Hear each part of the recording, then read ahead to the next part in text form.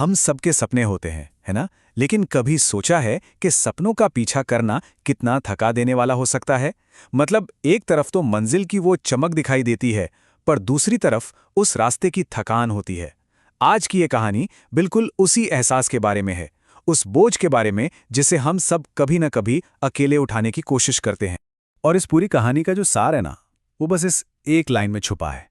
वो जिस प्रोसेस से गुजर रहा है, उससे थक चुका है। और ये कोई मामूली फिजिकल थकावट नहीं है। नहीं, ये एक बहुत गहरी मेंटल और इमोशनल थकान है, जो अक्सर बड़े सपनों के साथ आती है। तो चलिए मिलते हैं इस कहानी के किरदार से। देखते हैं कि उसकी दुनिया में क्या चल रहा है और वो अपनी इस जर्नी में किस अंदरूनी संघर्ष से जूझ रहा है। देखिए, अगर बाहर से देखेंगे ना, तो सब कुछ एकदम परफेक्ट लगेगा। एक ब्रिलियंट स्टूडेंट है, अपनी ड्रीम जॉब पाने के रास्ते पर है, खूब मेहनत कर रहा है, सक्सेस की सीढ़ियां चढ़ रहा है, बिल्कुल वैसा ही जैसा सब लोग उससे उम्मीद करते हैं। मतलब पिक्चर परफेक्ट। लेकिन अंदर की कहानी बिल्कुल अलग है। आज उसकी तबीयत कुछ ठीक नहीं लग रही, बहुत स्ट्रेस में है और पढ़ाई में तो जरा भी मन नहीं लग रहा।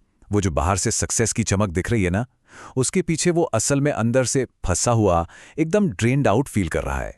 तो सवाल ये है कि आखिर ऐसा क्या है जो उसे इतना परेशान कर रहा है? उसकी जिंदगी ना एक ऐसे मोड़ पर आ खड़ी हुई है, एक ऐसे चौराहे पर जहां उसे एक बहुत मुश्किल चॉइस बनानी है।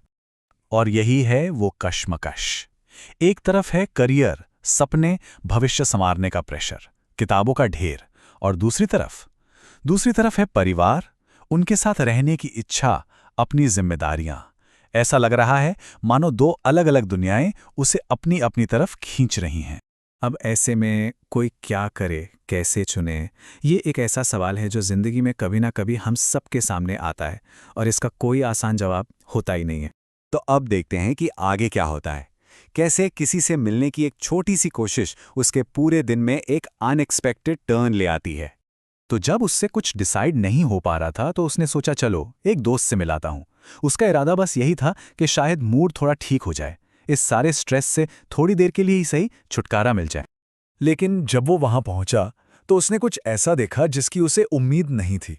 उसका दोस्त, वो भी स्ट्रेस में था, वो भी मन में कोई बोझ लेके घूम रहा था। तब उसे एहसास हुआ कि वो अकेला नहीं है जो इस सब से गुजर रहा है। और सबसे इंटरेस्टिंग बात क्या थी पता है? दोनों की प्रॉब्लम्स एकदम अलग थी।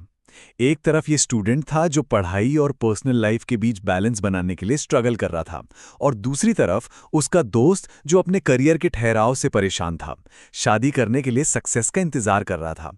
मतलब वजहें बिल्कुल अलग अलग, पर वो जो अंदर से फंसा हुआ महसूस करने वाली फीलिंग थी ना, वो दोनों में बिल्कुल एक जैसी थी।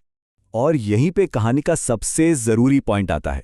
देखिए, उन्हें खुशी किसी सल्यूशन से नहीं मिली, उन्हें खुशी मिली अपनी बातें, अपनी परेशानियां एक दूसरे से शेयर करके। बस ये जान लेना कि कोई और भी है जो आपकी हालत समझता है, ये अपने आप में ही एक बहुत बड़ी राहत की बात थी। और फिर जब दोनों ने बात करनी शुरू की, तो बस करते ही चले गए। बातों में इतने खो गए कि किसी को टाइम का ख्याल ही नहीं रहा। शाम को मिले थे, दिल खोलकर बातें की, और जब नजर घड़ी पर पड़ी, तो रात के 10 बज चुके थे। वो जो एक शेयर्ड एक्सपीरियंस था, वो उन्हें जैसे वक्त से कहीं दूर ले गया था। तो इस पूरी मुलाकात से एक बहुत ही हैरान करने वाली बात सामने आती है। सक्सेस का एक ऐसा पैराडॉक्स, एक ऐसा विरोधाभास जिसे हम अक्सर इग्नोर कर देते हैं। ये कहानी ना सक्सेस और हैप्पीनेस के बारे में एक बहुत बड़ा सच बताती है, और हमें सोचने पे मजबूर करती है कि क्या वाकई में जिसे हम सफलता मानते हैं, वो खुशी की गारंटी है भी या नहीं।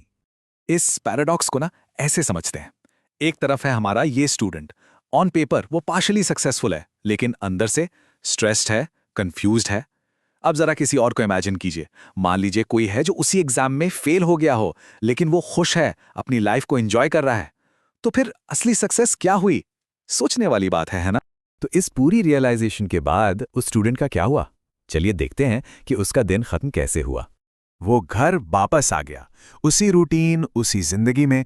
बाहर से कुछ भी नहीं बदला था, कुछ भी नहीं।